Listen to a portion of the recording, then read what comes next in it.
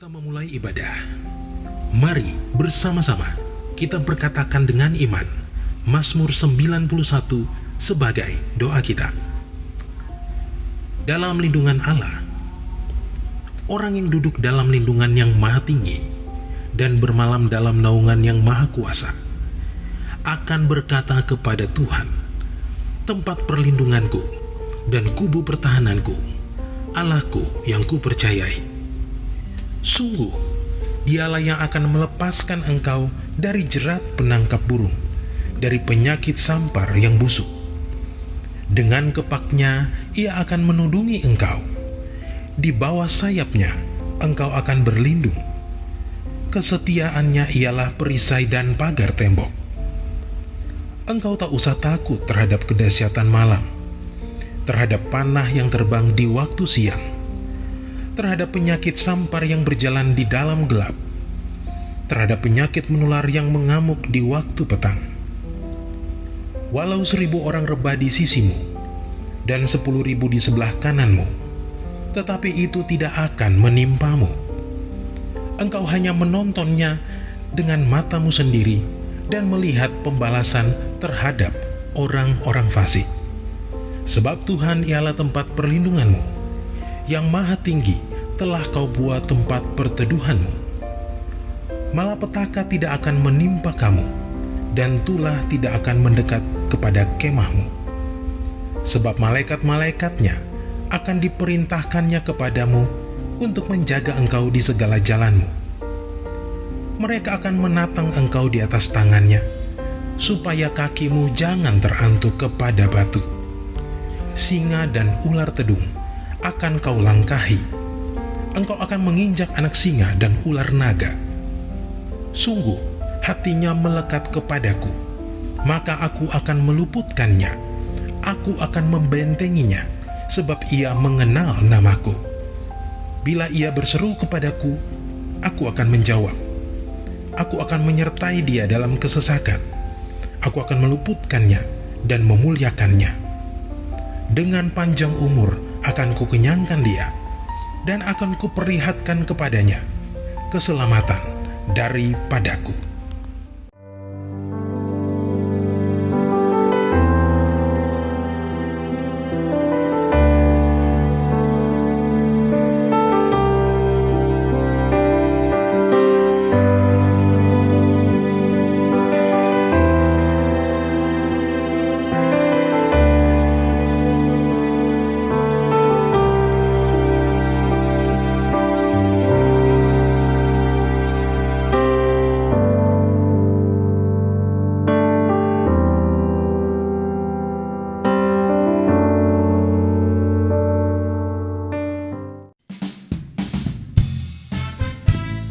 Shalom jemaat Tuhan, happy Sunday.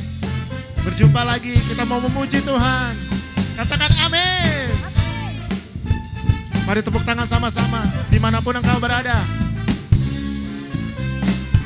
Kasih Allah tak berkesudahan, selalu baru setiap pagi. Rahmatnya pun tak pernah berakhir umur hidupku. Kasih Allah tak berkesudahan, selalu baru setiap hari. Rahmatnya pun tak pernah berakhir seumur hidupku. Dengan sukacita ku kan menari, dengan sorak-sorai memuji. Ku naikkan pujian, haleluya, nyanyi bagi dia, Sang Raja, nyanyi bagi dia, Sang Raja. Kasih Allah tak berkesudahan, selalu baru setiap hari. Rahmatnya pun tak pernah berakhir. Mari sekali lagi dengan segenap hatimu. Kasih Allah tak berkesudahan, selalu baru setiap hari. Rahmatnya pun tak pernah berakhir umur hidupku.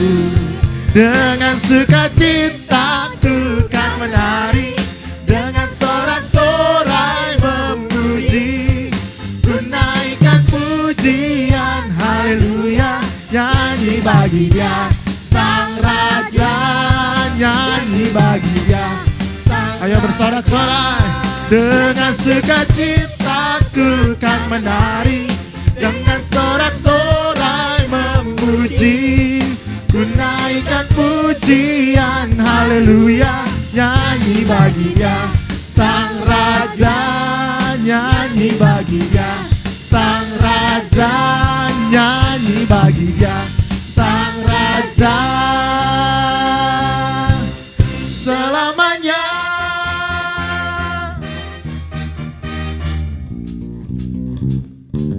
Haleluya.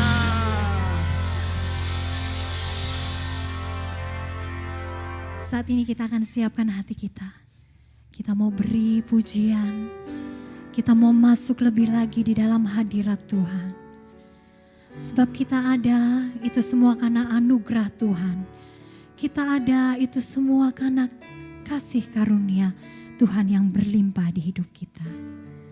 Mari mulai angkat mazmurmu buat Tuhan.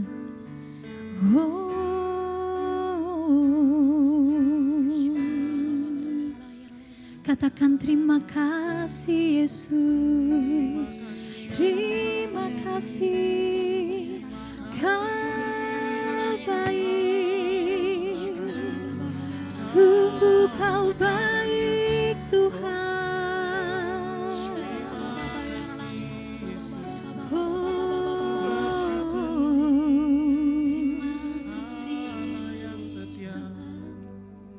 Oleh karena kemurahan Tuhan ku ada sampai hari ini.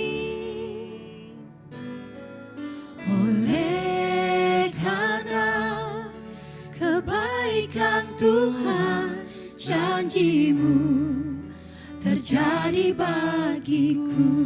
Katakan oleh karena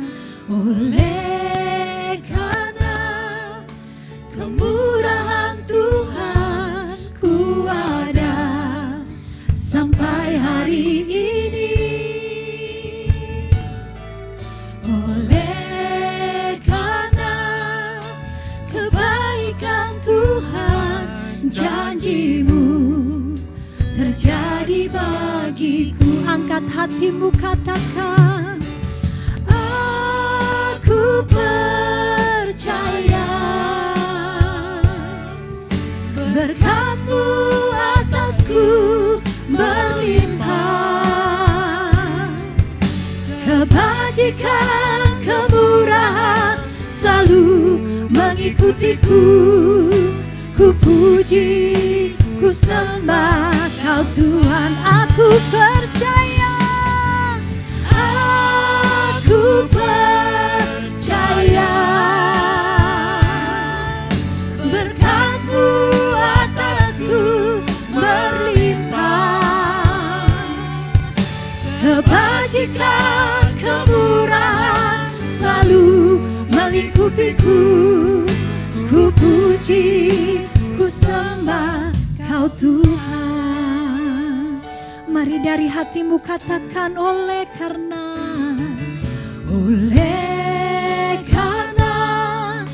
kemurahan Tuhan ku ada sampai hari ini. Oleh karena kebaikan Tuhan, janji-Mu terjadi bagiku. Angkat tanganmu, katakan aku percaya berkat-Mu atasku berlimpah. Kebajikan, kemurahan selalu melingkupiku. Ku puji, ku sembah Kau Tuhan. Aku percaya, aku percaya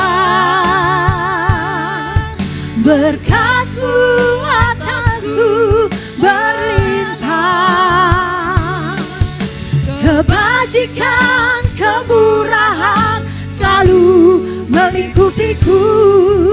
Ku puji, ku sembah Kau Tuhan.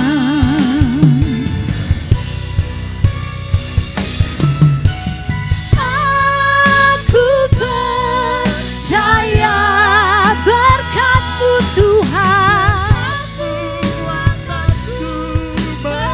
Yes, amin, amin. Kebajikan, kemurahan selalu melingkupiku. Ku puji, ku sembah Kau Tuhan. Aku percaya, aku percaya berkat-Mu atasku berlimpah. Kebajikan, kemurahan selalu melingkupiku. Ku puji, ku sembah Kau Tuhan. Ku puji, ku puji, ku sembah Kau Tuhan. Katakan ku puji, ku puji, ku sembah Kau Yesus. Haleluya, haleluya Tuhan. Mari angkat hatimu dimanapun kamu berada hari ini. Yang di rumah, mari mulai buka hatimu, mulai sembah Dia. Oh, ya bara bara bara bara bara bara bara bara bara ya la la la shende. Oh, ya la la la bara bara bara bara bara bara bara. Ya la la la bara bara bara bara bara bara bara bara bara bara bara bara bara bara ya la la la shende la la la la la. Haleluya. Hadirat-Mu yang mencengkeram setiap kami Tuhan.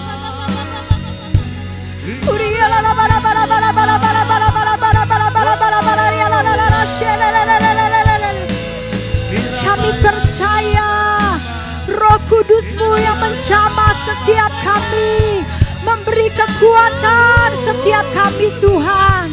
Terima kasih Tuhan. Bahkan hari ini Tuhan kami bersatu hati. Kami berdoa Tuhan, kami memberkati untuk hamba-Mu yang akan menyampaikan isi hati-Mu. Berkat yang terbaik, pengurapan yang daripada Tuhan, turus atas hamba-Mu Tuhan. Setiap lidah bibirnya akan mengeluarkan setiap hikmat, setiap pewahyuan yang daripada Tuhan. Kami berdoa Tuhan memberkati hamba-Mu Tuhan. Dan kami siap untuk kami boleh mendengarkan isi hati-Mu Tuhan. Terima kasih Tuhan. Sama-sama kita mau katakan amin.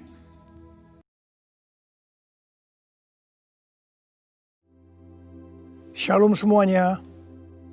1 Korintus 3 ayat 16 berkata, tidak tahukah kamu bahwa kamu adalah bait Allah dan bahwa roh Allah diam di dalam kamu? Pada saat kita bertobat dan percaya kepada Tuhan Yesus, maka Roh Kudus, Roh Allah masuk ke dalam hati kita. Kita adalah bait Allah. Mari kita katakan bersama-sama bahwa saya adalah bait Allah. 1, 2, 3. Saya adalah bait Allah. Sesuai dengan Roma 8 ayat 2, bahwa roh yang memberi hidup, yang ada di dalam kita, telah memerdekakan kita dalam Kristus dari hukum dosa dan hukum maut. Pada tanggal 17 Agustus 2020, kita merayakan ulang tahun kemerdekaan Republik Indonesia yang ke-75. Seperti Tuhan memberikan kepada kita kemerdekaan, yaitu merdeka dari penjajahan hukum dosa dan hukum maut. Maka Tuhan sudah memberikan kemerdekaan bagi Indonesia dari segala bentuk penjajahan. Dirgahayu Republik Indonesia. Dalam masa pandemi COVID-19 ini, kita harus melakukan seperti yang tertulis dalam Yeremia 29 ayat 7. Yaitu kita harus mengusahakan kesejahteraan negara di mana kita tinggal. Dan berdoa untuk negara kita kepada Tuhan. Sebab kesejahteraan negara Indonesia yang tercinta ini adalah kesejahteraan kita semua. Yang mau melakukan ini katakan amin. Kita sebagai bait Allah harus hidup dipimpin oleh Roh Kudus, bukan hidup menurut daging. Roma 8 ayat 13 berkata, sebab jika kamu hidup menurut daging, kamu akan mati. Tetapi jika oleh Roh kamu mematikan perbuatan-perbuatan tubuhmu, kamu akan hidup. Salah satu peran dari Roh Kudus dalam kehidupan kita adalah bahwa Roh Kudus akan mengurapi kita. Pengurapan yang berasal dari Roh Kudus ini yang akan mengajar kita dalam setiap pemikiran, keputusan, dan langkah yang harus diambil. Selain itu, peranan Roh Kudus juga memberikan kepada kita kuasa untuk menjadi saksi Yesus dalam menyelesaikan amanat agung. Di dalam era Pentakosta ketiga ini, untuk menyelesaikan amanat agung, Tuhan menyediakan pengurapan dan kuasa double portion kepada kita. Kita akan melakukan apa yang dilakukan oleh Tuhan Yesus pada waktu Dia ada di bumi ini. Bahkan hal-hal yang lebih besar.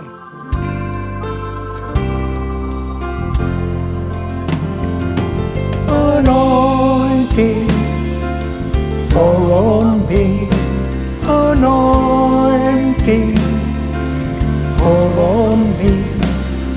Let the power of the Holy Spirit fall on me. Anointing, fall on me. Anointing, fall on me. Anointing, fall on me. Let the power of the Holy Spirit fall on me.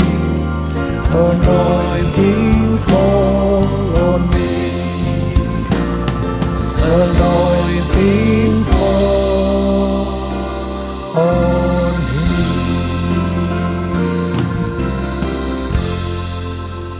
Daud adalah seorang yang sangat mengasihi Allah. Daud merindukan untuk mendirikan bait Allah. Tetapi Tuhan tidak mengizinkan karena Daud seorang prajurit yang banyak menumpahkan darah. Tuhan mengatakan bahwa yang akan mendirikan bait Allah adalah Salomo anaknya. Meskipun demikian, Daudlah yang mempersiapkan segala sesuatunya untuk membangun bait Allah itu. Termasuk menyediakan emas, perak, tembaga, besi, kayu, batu permata. Daud juga yang membuat blueprint. Daud berkata bahwa Tuhanlah yang memberikan ilham kepadanya untuk memberikan petunjuk tentang segala pelaksanaan rencana itu. Secara pribadi, Daud juga mempersembahkan emas dan perak untuk pembangunan itu.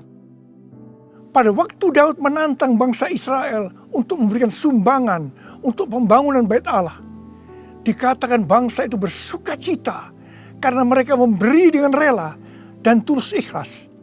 Demikian juga dengan Raja Daud, dia sangat bersukacita untuk membangun bait Allah yang adalah tubuh kita ini. Syarat yang utama adalah mengasihi Tuhan. Karena kita mengasihi Tuhan, maka kita akan mempersiapkan segala sesuatunya untuk membangun tubuh kita sebagai bait Allah, yaitu membangun kerohanian kita. Salah satunya dengan memberikan persembahan secara materi kepada Tuhan dan kepada sesama. Memberi kepada Tuhan dan kepada sesama bukan hanya bagi orang-orang yang berkelimpahan secara materi, tetapi juga untuk orang yang berkekurangan. Pada waktu kita memberi, seperti yang terjadi kepada Daud dan bangsa Israel, maka kita akan mengalami sukacita yang melimpah. Filipi 4 ayat 4 berkata, bersukacitalah senantiasa dalam Tuhan. Sekali lagi kukatakan, bersukacitalah. Dalam masa pandemi COVID-19 ini, banyak orang yang kehilangan sukacita. Itu memang rencana iblis untuk menghancurkan kita. Tetapi Tuhan memberikan kunci untuk mengembalikan sukacita itu, yaitu dengan cara memberi.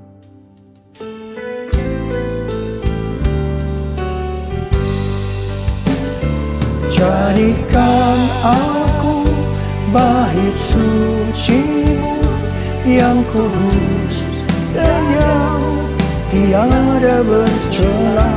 Jadikan aku mezbah doa-Mu bagi keselamatan bangsaku, bagi keselamatan bangsaku.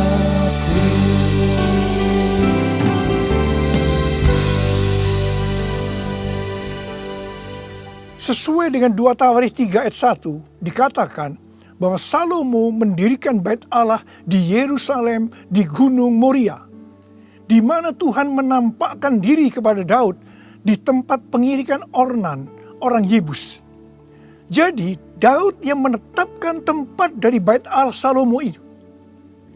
Bait Allah Salomo merupakan perpaduan dari tabernakel Musa dan tabernakel Daud. Tabernakel Musa berbicara tentang hukum Allah, sedangkan tabernakel Daud berbicara tentang doa, pujian, dan penyembahan. Sebagai bait Allah, maka kita harus hidup taat kepada firman Allah dan hidup dalam doa, pujian, dan penyembahan. Saya ingat kepada almarhum Bapak Octavianus sebagai pendiri dari YPPII Batu Malang. Setiap kali saya berkhotbah di kebaktian tahunan dari YPPI di Batu Malang, beliau selalu berkata seperti ini. Di dalam ibadah itu ada 2 unsur. Unsur yang pertama, doa, pujian, dan penyembahan. Unsur yang kedua, pemberitaan firman Tuhan. Itu saja, seperti di gerejanya Pak Niko. Bait Allah Salomo berada di Gunung Moria di Yerusalem. Gunung Moria adalah tempat di mana Daud disuruh Tuhan membuat mezbah bagi Tuhan dan mempersembahkan korban bakaran dan korban keselamatan. Setelah Daud melakukan itu, maka Tuhan mengabulkan doa Daud untuk negeri itu. Dan tulah penyakit sampar yang mengakibatkan 70.000 orang Israel mati berhenti menimpa orang Israel. Tuhan minta agar kita mempersembahkan korban kepada Tuhan, terutama di tengah-tengah pandemi ini, supaya doa kita dikabulkan Tuhan.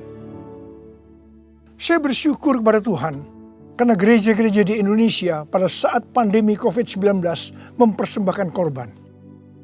Bilangan Research Center melakukan sebuah penelitian dan hasilnya didapati bahwa sebagian besar gereja, yaitu sekitar 75%, pemasukan keuangannya menurun sampai dengan 60%. Tetapi yang luar biasa, justru gereja yang keuangannya menurun 40-60%, gereja itu yang paling banyak memberi. Mereka memberi kepada anggota gereja, memberi kepada masyarakat, memberi kepada gereja lain, melakukan kerjasama dengan pemerintah, melakukan pelayanan sosial.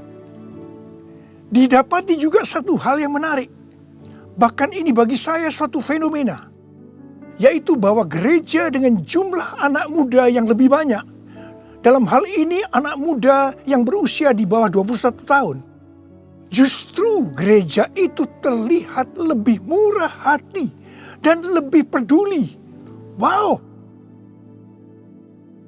Kemudian terjadi kebangkitan gerakan doa antar denominasi yang diikuti sebanyak 83,8% gereja. Mereka melakukan apa yang dikatakan Alkitab. Mereka bertekun dengan sehati dalam doa bersama-sama. Untuk bisa unity seperti ini perlu pengorbanan. Saya percaya doa gereja-gereja Tuhan di Indonesia yang mempersembahkan korban seperti itu, yang sekarang berdoa agar pandemi segera berakhir dan tidak terjadi resesi ekonomi, akan dikabulkan oleh Tuhan. Haleluya! Gunung Moria juga adalah tempat di mana Tuhan meminta kepada Abraham untuk mempersembahkan Ishak sebagai korban bakaran. Saya percaya bagi Abraham hal ini pasti sulit untuk dimengerti. Ishak diberikan kepada Abraham dan Sarah pada waktu masa tuanya, di mana mereka sudah tidak mungkin lagi mempunyai anak. Ishak adalah anak tunggal. Hati Abraham sangat lekat kepada Ishak. Dan tiba-tiba Tuhan meminta kepada Abraham agar Ishak dipersembahkan sebagai korban bakaran. Dalam hal ini, Tuhan menguji Abraham apakah Abraham lebih mengasihi Tuhan dibanding mengasihi Ishak. Ternyata dalam pergumulan yang sangat berat ini, Abraham menang.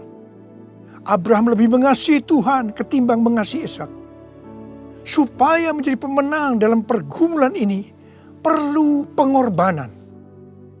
Setelah Abraham lulus dalam ujian ini, dia diberkati Tuhan berlimpah-limpah. Untuk menerima pengurapan dan kuasa double portion, Tuhan pasti akan menguji kita untuk melihat apakah kasih kita kepada Tuhan melebihi kasih kita kepada yang lainnya. Termasuk keluarga, uang, harta, kedudukan, harga diri, dan lain-lainnya. Kita harus keluar sebagai pemenang. Dalam Roma 12 ayat 1, kita diminta untuk mempersembahkan tubuh ini sebagai persembahan korban yang hidup, kudus dan berkenan kepada Tuhan. Sebab itu adalah ibadah kita yang sejati. Untuk mempersembahkan tubuh ini sebagai persembahan yang hidup, artinya tidak mati secara rohani, tidak suam-suam kuku, kudus dan berkenan kepada Tuhan, itu perlu pengorbanan. Tidak benar kalau ada orang yang mempunyai pengertian bahwa setelah kita lahir baru, kita bebas melakukan apa saja dengan alasan pasti Roh Kudus yang menuntun sehingga Bapa akan tersenyum. Tidak benar. Justru kita harus berusaha sungguh-sungguh untuk mempersembahkan tubuh ini sebagai persembahan yang hidup, kudus, dan berkenan kepada Tuhan. Untuk itu perlu pengorbanan.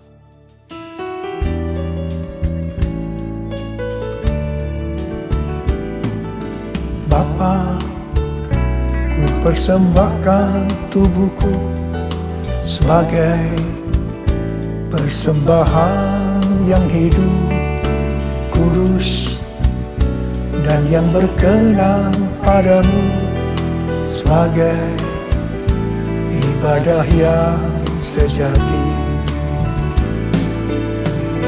Ku sembahkan Tuhan, ku sembahkan Tuhan, ku serahkan hidupku kepadamu untuk kemuliaan nama-Mu, untuk kemuliaan nama-Mu.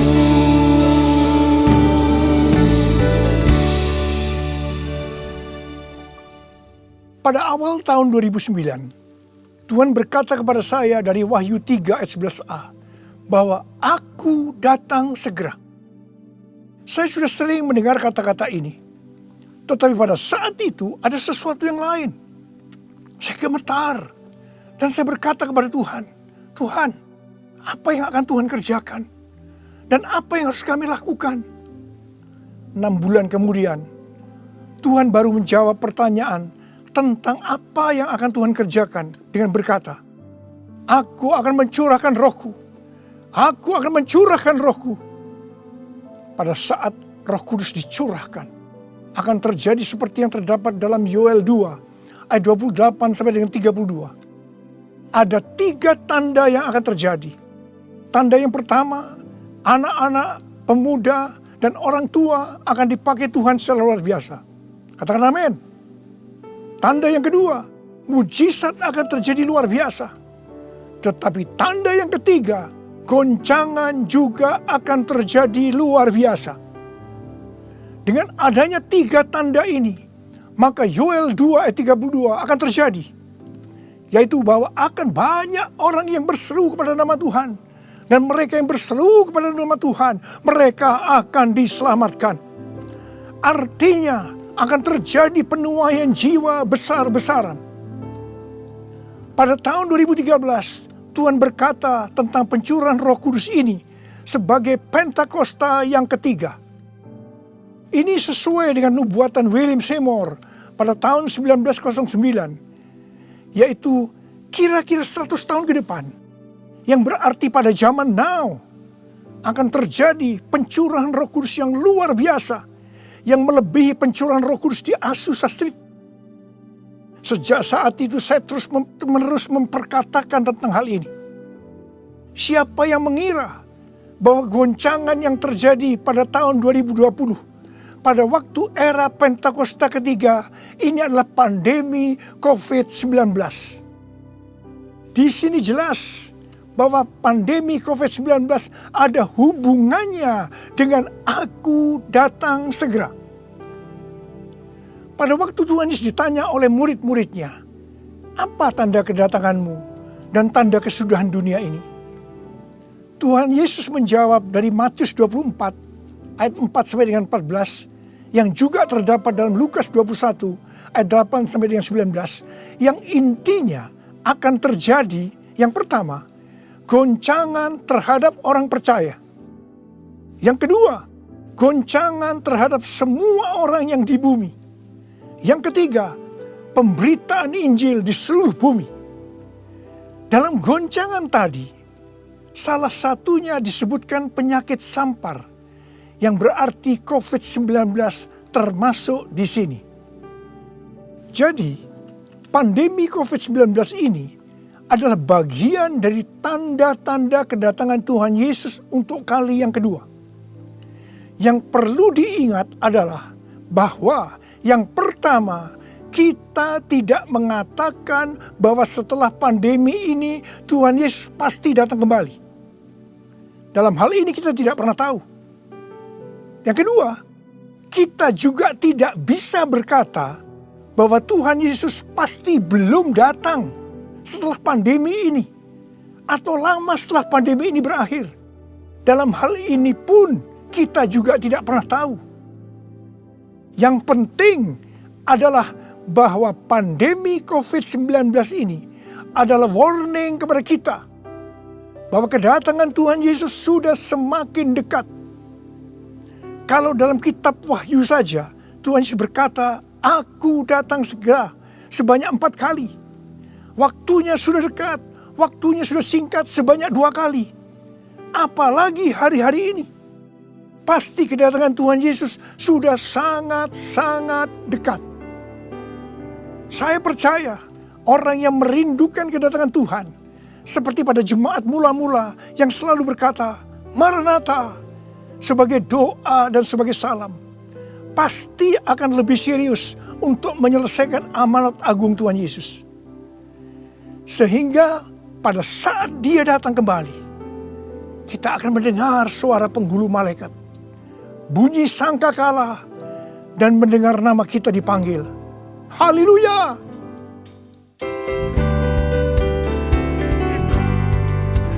Kalau bunyi sangkakala, kalau bunyi sangkakala, kalau bunyi sangkakala, kalau namaku dipanggil ku ada, kalau namaku dipanggil ku ada.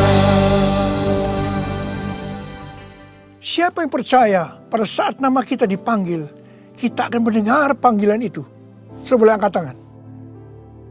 Mari, saudara yang percaya, nyanyikan lagu ini bersama saya. Tak lama lagi kita bertemu Tuhan. Tak lama lagi kita bertemu Tuhan.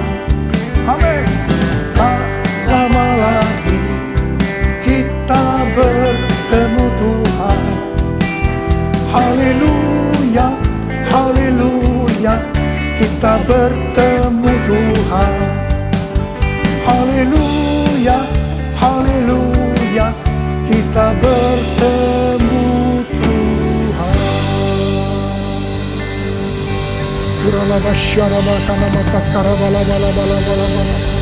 Angkat tangan saudara. Berbahasa roh. Berbahasa roh. Berbahasa roh saat ini. Kuriala bala bala bala bala bala bala bala bala bala bala. Oh dia bakana mayara la bala bala.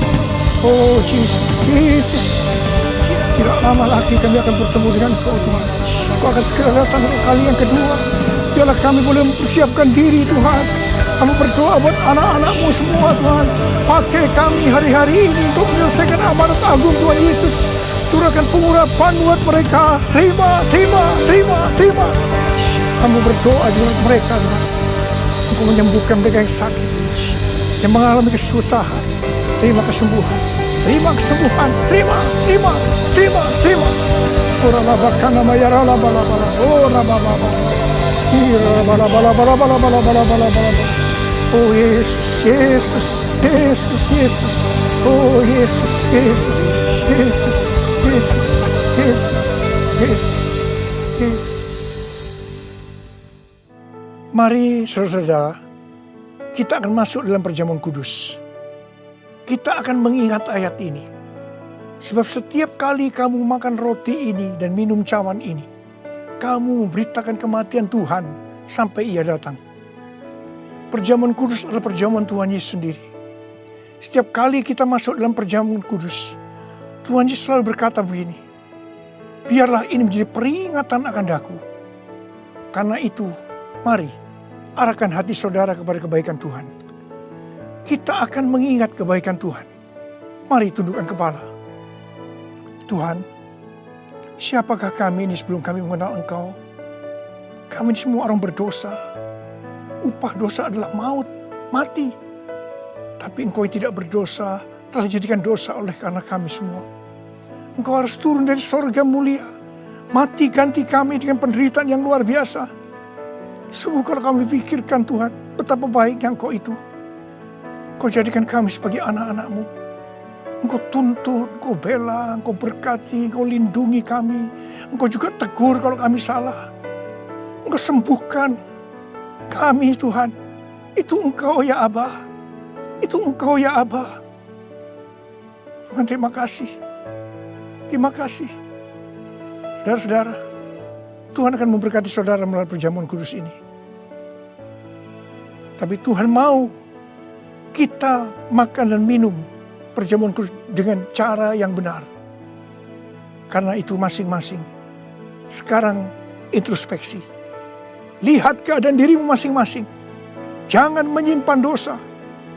Kalau ada dosa yang Tuhan ingatkan saat ini, langsung minta ampun kepada Tuhan. Minta ampun, minta ampun. Ampuni saya Tuhan, ampuni saya, ampuni saya. Katakan demikian.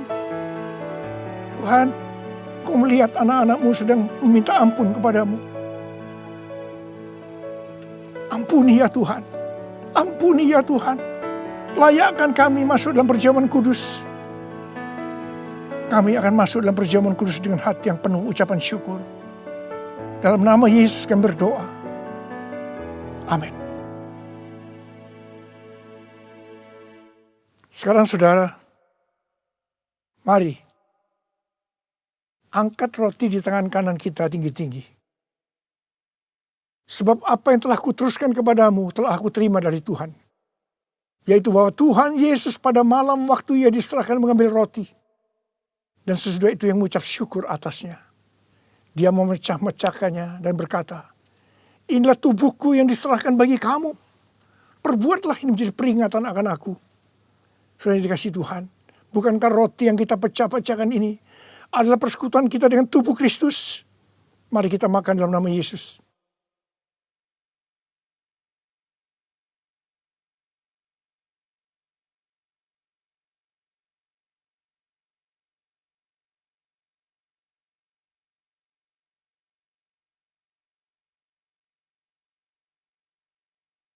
Sekarang angkat cawan di tangan kanan saudara tinggi-tinggi.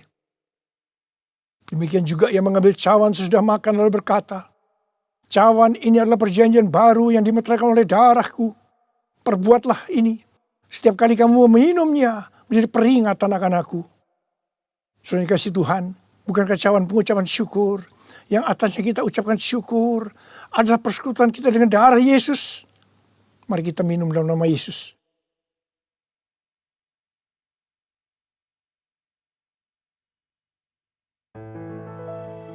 Oh, rarabashandara kadamata karabar. Mari angkat tangan saudara. Ucapkan syukur. Ucapkan syukur dengan suara, jangan diam. Tuhan, terima kasih ya Tuhan. Terima kasih ya Tuhan. Terima kasih ya Tuhan. Terima kasih. Ucapkan syukur pada Tuhan. Ucapkan syukur. Kami bersyukur buat kebaikan-Mu ya Tuhan, ya Tuhan, ya Tuhan. Kami bersyukur, kami berterima kasih kepadamu ya Tuhan. Terima kasih Yesusku, terima kasih Yesusku. Puji syukur hanya bagi Tuhanku. Terima kasih Yesusku, terima kasih Yesusku. Puji syukur hanya bagi Tuhanku. Terima kasih Yesusku, terima kasih Yesusku. Puji syukur hanya bagi Tuhanku. Terima kasih Yesusku, terima kasih Yesusku. Puji syukur hanya bagi Tuhanku. Puji syukur hanya bagi Tuhanku. Puji syukur hanya bagi Tuhanku.